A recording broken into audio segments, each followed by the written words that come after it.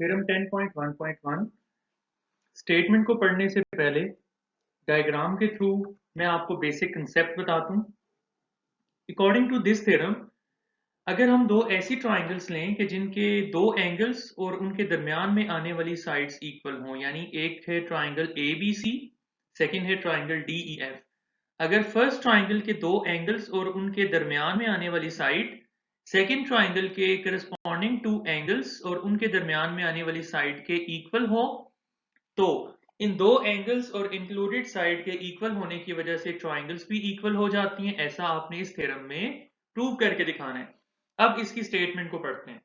In any correspondence of two triangles, if one side and two angles of one triangle are congruent to the corresponding side and angles of the other triangle, then the two triangles are congruent। इसकी statement के अंदर ये जो दो words मैं highlight करवा रहा हूं, इनको आप भी अपनी बुक पे हाईलाइट कर लें।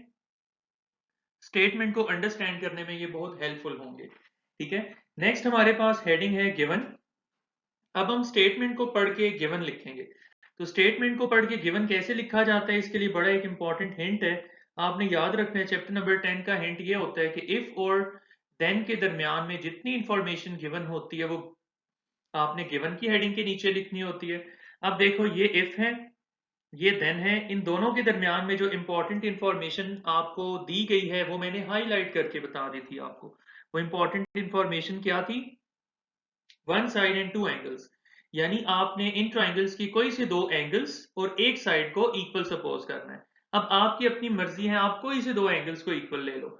फॉर एग्जाम्पल, हम एंगल बी को इक्वल सपोज करते हैं एंगल ई के, और दूसरे नंबर पर हम एंगल सी को इक्वल सपोज करते हैं एंगल एफ के। अब देखो, इन दोनों इक्वल एंगल्स के दरमियान वाली साइड भी आपने इक्वल सपोज करनी है, तो ये साइड है इनके दरमियान। So we suppose B C is congruent to E F. अब इन तीनों बातों को गिवन की हेडिंग के नीचे लिख देते हैं कि in correspondence between triangle A B C and triangle D E F, हमने एंगल बी को कॉन्ग्रुएंट माना एंगल ई के, फिर हमने इसके बाद एंगल सी को कॉन्ग्रुएंट लिया एंगल एफ के, और फिर हमने इनकी इंक्लूडेड साइड बी सी को कॉन्ग्रुएंट माना ई एफ के। यहां पे एक पॉइंट आगे काम आएगा कि इसको हम ऐसे भी लिख सकते हैं एंगल एफ को कि angle C is congruent to, इसका फुल नेम क्या बनता है? Angle D F E. तो इन दोनों बातों का एक ही मीनिंग है। ये आप फर्स्ट लेक्चर में जान चुके हो कि एंगल्स की नोटेशंस कैसे बनती हैं। इन दोनों बातों का एक ही मतलब है। नेक्स्ट है to prove. In this theorem we want to prove that these two triangles are congruent. Then के बाद, आफ्टर देन जितनी बातें होती हैं वो आपने टू प्रूव के नीचे लिखनी होती हैं। तो देन के बाद लिखा हुआ है टू ट्राइंगल्स आर कॉन्ग्रुएंट, तो आपने ट्राइंगल ए बी सी और ट्राइंगल डी ई एफ को कॉन्ग्रुएंट प्रूव करके दिखाना है। अब ये कॉन्ग्रुएंट कैसे प्रूव होंगी, इसके लिए मैं आपको एक टेक्निक बता दूं। आप जरा देखो, we shall use SAS postulate to derive this result. हम एसएएस पोस्टुलेट को इस्तेमाल करेंगे इस थ्योरम के प्रूफ के लिए। वो कैसे इस्तेमाल होगा, आप देखो। हमें गिवन है कि ये वाली साइड इस साइड के बराबर है, ये वाला एंगल इस एंगल के इक्वल है। अब आप गौर करो कि एसएएस पोस्टुलेट की कंडीशंस को फुलफिल करने के लिए जरूरी है कि ए बी साइड इक्वल हो जाए डी ई साइड के। तो एज अ रिजल्ट ये एसएएस पोस्टुलेट बन जाएगा, और एसएएस पोस्टुलेट की कंडीशंस फुलफिल होने के बाइस ट्राइंगल्स कॉन्ग्रुएंट हो जाएंगी। तो पता चला कि अल्टीमेटली हमने सिर्फ एक काम करना है इस थ्योरम में, हमने ए बी साइड को डी ई के कॉन्ग्रुएंट प्रूव करके दिखाना है। ओके, अब जरा देखो, हम कंस्ट्रक्शन की बात करते हैं।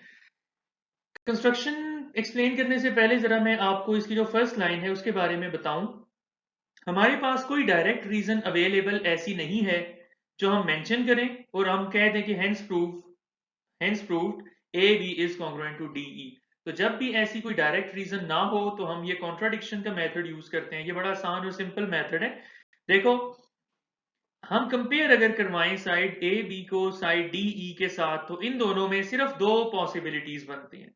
ये हो सकता है या तो ये कॉन्ग्रुएंट होंगी या ये कॉन्ग्रुएंट नहीं होंगी। Either they will be congruent और they will be non congruent. अगर हम ये इनकॉन्ग्रुएंट या नॉन कॉन्ग्रुएंट वाले ऑप्शन को गलत साबित कर दें, then only correct option will be congruent, यानी वो कॉन्ग्रुएंट होंगी। और यही आपके पास जो है हमारा मकसद था, इनको कॉन्ग्रुएंट प्रूव करवाना। यानी जब एक इस ऑप्शन को गलत साबित कर दोगे तो ऑटोमेटिकली ये कॉन्ग्रुएंट प्रूव हो जाएंगी। तो इस मकसद के लिए हम सपोज करते हैं, कंस्ट्रक्शन की हेडिंग के नीचे अभी हम सपोज करेंगे कि A B is not equal to D E. So construction की हेडिंग के नीचे फर्स्ट पॉइंट हम लिख देते हैं, we are going to assume that side A B is not congruent to side D E. अब देखो, अगर दो साइड्स कॉन्ग्रुएंट ना हो, फॉर एग्जांपल यहां मैं दिखा दूं, आपको नजर आ रहा है कि ये दो साइड्स हैं डी ई और ए बी, ये कॉन्ग्रुएंट नहीं है, तो ऑब्वियसली कोई एक साइड बड़ी हो जाती है। So for the time being हम डी ई को ग्रेटर सपोज कर लेते हैं। तो इस केस में आपने क्या करना है, इस बड़ी वाली साइड डी ई के ऊपर एक न्यू पॉइंट एम इस तरह से लेना है कि ये एम ई इक्वल आ जाए ए बी के। I repeat, take a point m on DE in such a way that A, B और ME इक्वल बन जाए। इस बात को भी यहां मेंशन कर देते हैं। तो इस बात को यहाँ पे हम मेंशन कर देते हैं, ठीक है। पहले जरा डायग्राम नीट जो हमारी डायग्राम थी उधर भी हम इसको प्लॉट कर देते हैं। Take a point M on DE in such a way that ME should be equal to AB। इस बात को यहाँ मेंशन करवा देते हैं कि हमने एक पॉइंट लिया, take a point M on the greater side DE in such a way that ये पॉइंट ऐसा होना चाहिए कि इसकी वजह से A, B और ME दोनों इक्वल हो जाएं, यानी कॉन्ग्रुएंट हो जाएं। फिर एट द एंड आपने इस पॉइंट M को पॉइंट F के साथ ज्वाइन करना है। तो अभी हम लिखेंगे join the points M and F। तो इस बात को भी यहाँ पे मेंशन कर देते हैं हम, join point M to the point F। अब हम इसके बाद प्रूफ की, देखो प्रूफ स्टार्ट करने से पहले मैं आपको इसकी मेथडोलॉजी बता देता हूँ। ये अपने पास कहीं पे बुक पे लिख लीजिएगा, एक साइड पे आपको काम आएगी, ठीक है। और याद करने में बड़ी आसानी रहेगी और कंसेप्ट भी आपका बहुत अच्छा बिल्डअप होगा। तो थ्योरम जब भी आप लोग प्रिपेयर करो, उसकी जो प्रूफ की मेथडोलॉजी होती है वो आपने अंडरस्टैंड करनी है, यानी आप उसको 2 से 3 लाइनों में इंग्लिश में एक्सप्रेस कर सको कि यहाँ से हमने ऐसे करना है, फिर ऐसे करना है, फिर ऐसे करना है। तो सबसे पहले हम क्या करेंगे, यहाँ पे ट्राइंगल ए बी सी और वो जो न्यू बॉर्न ट्राइंगल थी एम ई एफ, इन दोनों को हमने एक दूसरे के कॉन्ग्रुएंट प्रूव करके दिखाना है। ये जब कॉन्ग्रुएंट प्रूव हो जाएंगे तो ये करस्पॉन्डिंग साइड्स ए बी और एम ई इक्वल हो जाएंगी, ए बी और एम ई इक्वल हो जाएंगी। और इसकी वजह से जो है आपके पास एम ई वो भी हम एक खास तरीके से इक्वल करेंगे डी ई के। तो यूजिंग ट्रांजिटिव प्रॉपर्टी हम कहेंगे चूंकि ए बी और डी ई दोनों एम ई के बराबर हैं, देयरफॉर ए बी और ये डी ई जो हैं ये भी आपस में कॉन्ग्रुएंट हुए। तो याद है स्टार्ट में मैंने बताया था एस एस पोस्टुलेट की एक मिसिंग कंडीशन थी, वो फुलफिल हो जाएगी और as a result A B equal होगा डी ई के और ट्राइंगल्स कॉन्ग्रुएंट हो जाएंगी। अब इस मेथडोलॉजी, ये जो प्लान बनाया है, इसके ऊपर हम वर्किंग स्टार्ट करते हैं। तो सबसे पहले हमने ट्राइंगल ए बी सी को ट्राइंगल एम ई एफ के कॉन्ग्रुएंट प्रूव करके दिखाना है। ये डायग्राम हम सामने शो कर देते हैं। यहाँ पे हम लिखते हैं in correspondence between triangle A B C and triangle M E F. तो जब भी आप ये दो ट्राइंगल्स की करस्पॉन्डेंस को मेंशन करते हो, तो इसको मेंशन करने के बाद गिवन और कंस्ट्रक्शन की हेडिंग के नीचे जाके आपने देखना होता है कि इन दोनों ट्राइंगल्स के कौन कौन से एलिमेंट्स इक्वल हैं। जब आप गिवन की हेडिंग के नीचे देखोगे तो आपको पता चलेगा कि B C is congruent to E F. उसी गिवन की हेडिंग के नीचे से आपको पता चलेगा angle B is congruent to angle ई।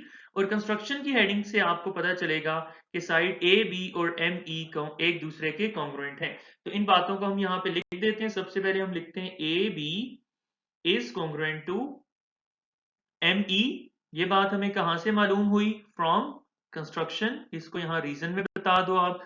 फिर उसके बाद हमें गिवन था कि side B C is congruent to the side E F. इसको भी यहाँ पे हम मेंशन कर देते हैं, ये हमें गिवन था, it was given to us. Similarly मैंने बताया कि एंगल बी कॉन्ग्रुएंट है एंगल ई के, it is also given to us. अब आप जरा देखो ये क्या बन रहा है। यहां पे अगर आप देखो तो ये साइड साइड एंगल बन रहा है, और डायग्राम में अगर देखो तो ये साइड एंगल साइड इस साइड एंगल साइड के इक्वल है। तो यहाँ रीजन में हम क्या लिखें, डबल एस ए या एस एस लिखें। याद रखिएगा ये सीक्वेंस कभी भी आपने फॉलो नहीं करना, आपकी रीजनिंग गलत हो जाएगी। इन तीनों की जगह तब्दील हो सकती है, ये वैलिड नहीं होते, ठीक है। आपने डायग्राम से देखना है कि भाई ये एस एस पॉस्टुलेट बन रहा है। अब हम यहाँ लिखेंगे due to S A S postulate, due to which postulate, SAS postulate. Now we can write these two triangles are congruent. यानी we can write triangle ABC is congruent to the triangle MEF.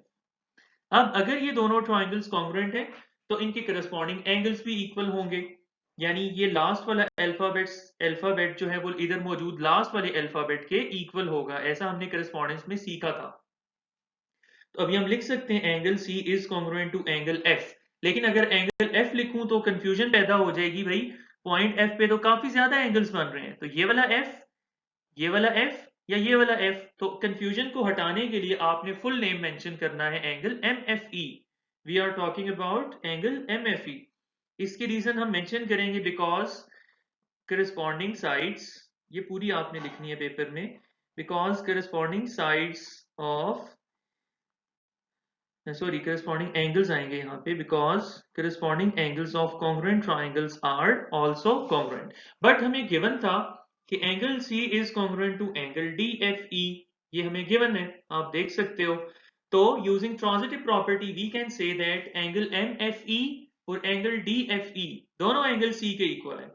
It means वो एक दूसरे के आपस में भी equal होंगे, यानी angle MFE will be congruent to angle DFE। अगर ट्रांजिटिव प्रॉपर्टी किसी को नहीं आती तो मैं यहां बता देता हूं, A is congruent to B और if B is congruent to C, if A is congruent to B and B is congruent to C, then A will be congruent to C। यहां बुक में ये लिखा हुआ है कि both are congruent to angle C, but आप ये भी लिख सकते हो ट्रांजिटिव प्रॉपर्टी, ये भी बिल्कुल वैलिड और दुरुस्त होगा। अब आप देखो एंगल MFE, इस लाइन के मुताबिक हमने एंगल MFE को एंगल DFE के इक्वल प्रूव करना है। ये सिर्फ एक सूरत में पॉसिबल है कि अगर हम इस पॉइंट M को यहां से हटा के इसको मूव करवा के इसको डिस्प्लेस करवा के पॉइंट D के ऊपर रख दें, और as a result of this displacement जब पॉइंट M D के साथ ओवरलैप करेगा तो ऑटोमेटिकली ये जो एंगल MFE था ये एंगल DFE के इक्वल हो जाएगा, क्योंकि ये वाली जो लाइन थी MF वाली वो DF के ऊपर आ जाएगी, ठीक है। तो इसके बारे में हम यहाँ पे लिख देते हैं कि ये MFE DFE के इक्वल कब होगा, सिर्फ एक सूरत में, दिस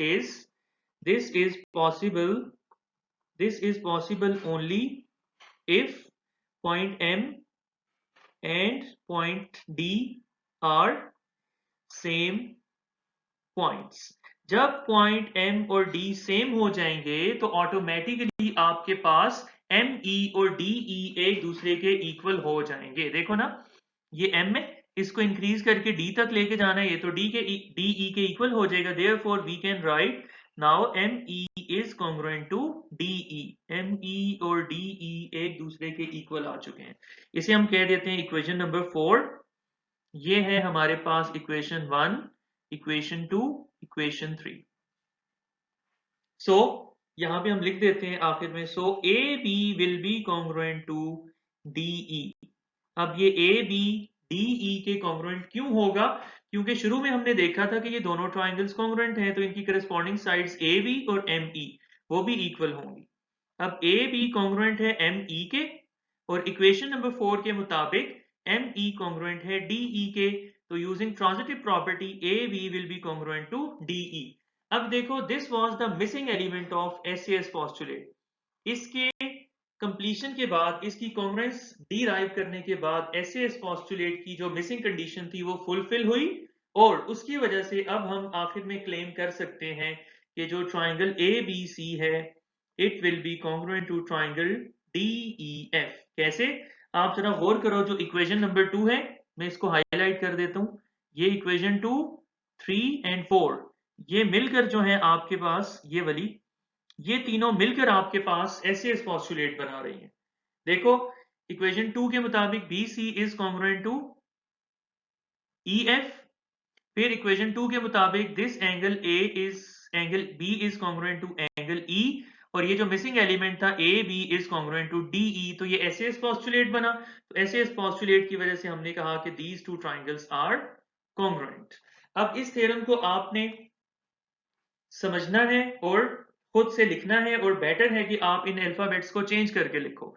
हमने ए बी सी यूज किया है, आप एक्स वाई जी यूज करो, और यहाँ पे आप पी क्यू आर यूज कर लो और खुद से लिखने की कोशिश करो। अगर डायग्राम में आपने ये लेबलिंग चेंज की है तो ये given to prove construction statements और रीजंस, हर जगह पे ये आपको वर्डिंग और जो अल्फाबेट्स हैं वो चेंज करने पड़ेंगे।